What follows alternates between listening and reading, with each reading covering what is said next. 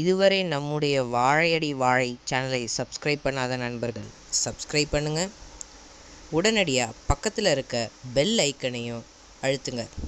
புத்தம் புது வீடியோக்கள் உங்களுக்காக காத்து கொண்டிருக்கிறது. வாழ்க வளமுடன். அனைவருக்கும் அன்பான வணக்கங்கள். எல்லாம் வல்ல இறைவனின் திருவடிகளை என்னுடைய மனம் மொழி மெய்களால் போற்றி பணிகின்றேன். நம்முடைய வாழையடி வாழை யூடியூப் சேனலில் இன்றைய பதிவு ஒரு அறிவியல் விழிப்புணர்வு பதிவு.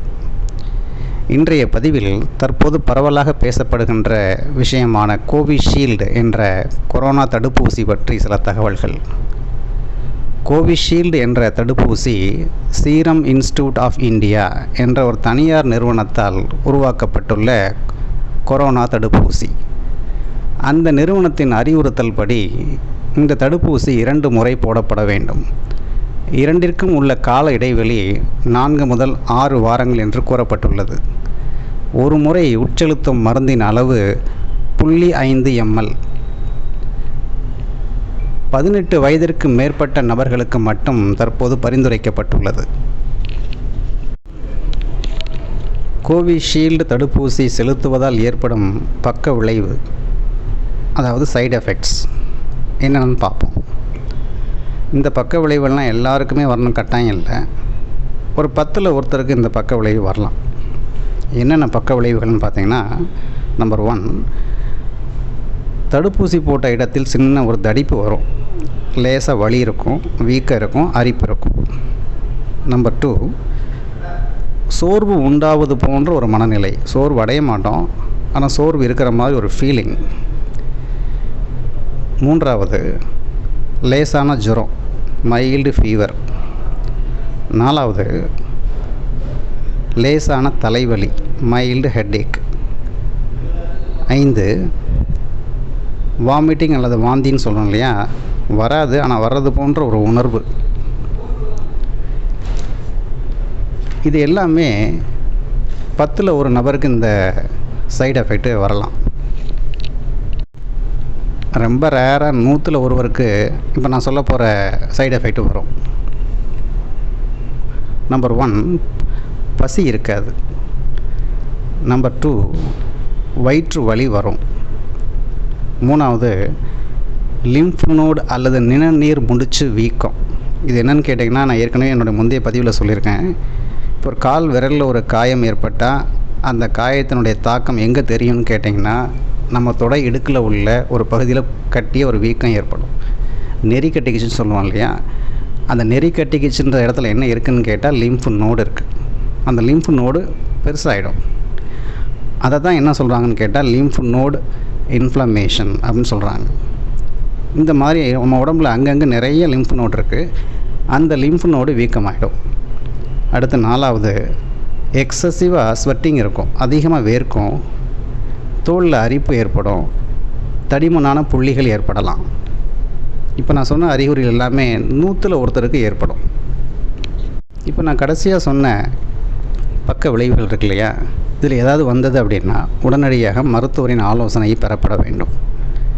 இது குறித்த சந்தேகங்கள் உங்களுக்கு ஏதாவது இருந்ததுன்னா 9118001200 என்ற டோல் ஃப்ரீ எண் சீரம் இன்ஸ்டிடியூட்டினால் கொடுக்கப்பட்டுள்ளது.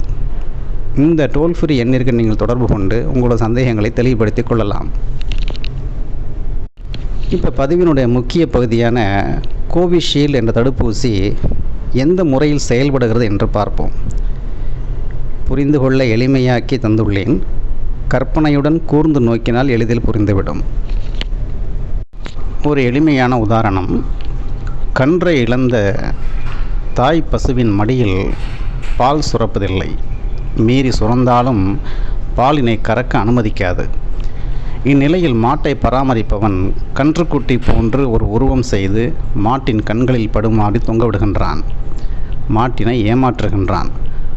பசுவும் தன் கன்றுதான் என நினைந்து பாலை சுரக்கவும் செய்கிறது, கறக்கவும் அனுமதிக்கிறது. கொரோனா வைரஸ் நம் உடலில் புகுந்தால் அதற்கு எதிராக ஆன்டிபாடி என்ற நமக்கு நன்மை செய்யும் பொருளை நம் உடல் சுரக்கும். கொரோனா வைரஸ் உள் செல்லாமலே இதனை உருவாக்க முடியுமா என்றால் முடியும். அதுதான் மேற்சொன்ன உதாரணம், பசுவை ஏமாற்றிய செயல்.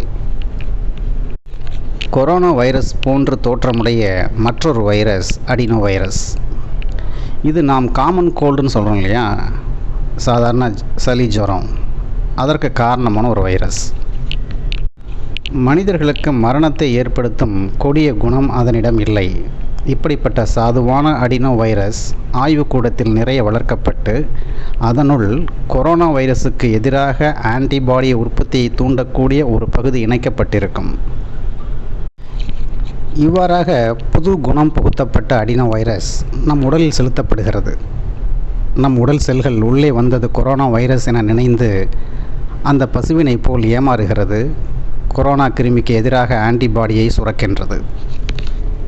அதாவது உண்மை கொரோனா வைரஸ் வராமலே நம் உடலில் அக்கிருமிக்கு எதிராக ஆன்டிபாடி சுரந்து விடுகிறது. இத்தகைய சூழலில் உண்மை கொரோனா வைரஸ் உள்ளே வர நேர்ந்தால் ஏற்கனவே நம் உடலில் தயார் நிலையில் இருக்கின்ற ஆன்டிபாடி எதிர்த்து போராடி நம்மை அக்கிருமியின் தாக்குதலில் இருந்து பாதுகாத்து விடுகிறது.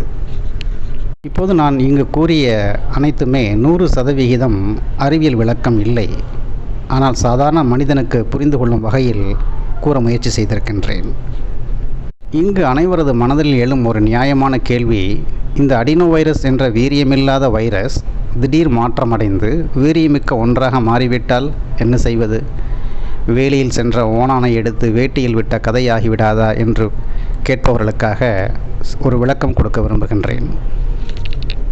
செயற்கையாக உருவாக்கப்பட்ட கன்றுக்குட்டியானது மீண்டும் உயிர்த்தெழுந்து வராது என்பது நாம் அனைவரும் அறிந்த ஒன்றுதான். அதை போலத்தான் இந்த அடினோ வைரஸ் நமக்கு எதிராக செயல்படக்கூடிய தன்மையை பெற்றுவிடும் என்று பயப்பட வேண்டிய அவசியமில்லை. நன்மையோ தீமையோ எதுவாக இருப்பினும் இறைவனின் திருவருள் ஒன்றுதான் அதனை தீர்மானிக்கும் வல்லமை படைத்தது. எனவே நிறைந்த இறை நம்பிக்கையோடு கோவிஷீல்டு வேக்சின் போட்டுக்கொள்ளுங்கள். அறிவியல் அறிஞர்கள் மருத்துவர்களின் அறிவுரையும் பின்பற்றுங்கள். அனைத்துமே நன்மையில் முடியட்டும். வாழ்க வளமுடன். அவன் அருளாலே அவன் தாழ் வணங்கும் மகிழ்ச்சியுடன் உங்கள் ராதாகிருஷ்ணன்.